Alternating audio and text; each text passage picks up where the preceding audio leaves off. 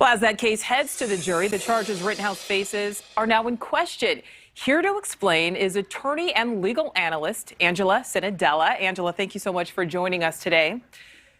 Thank you for having me. So we know that the judge dismissed a charge today. Can you explain for us why and why the prosecution didn't bring the correct charge in the first place?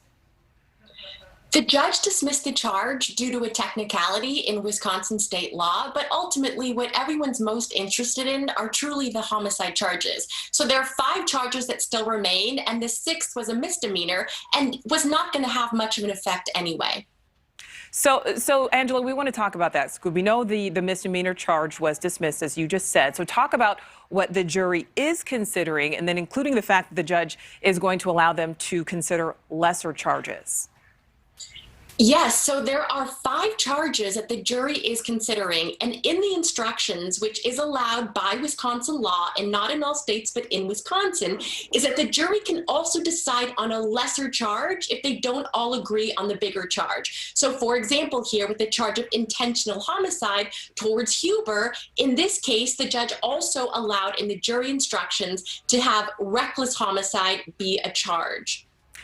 All right, so Angela, you just mentioned the judge there. Talk about his actions throughout this trial. He's been very outspoken. We know at one point he was chastising the prosecution. Do you think that will influence the outcome by this jury?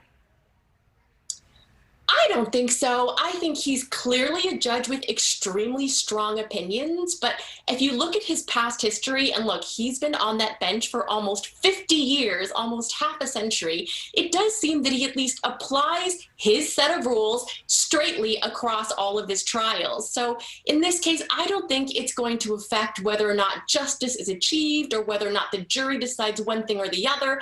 I think that's going to depend pretty clearly here on the prosecution and the defense, and on their closing arguments, which I thought were very strong today. All right, Angela, last question for you. You know, what happens moving forward? Obviously, Rittenhouse could be found not guilty on all charges, but if he's found guilty on even one of those felony charges, are you foreseeing an immediate appeal?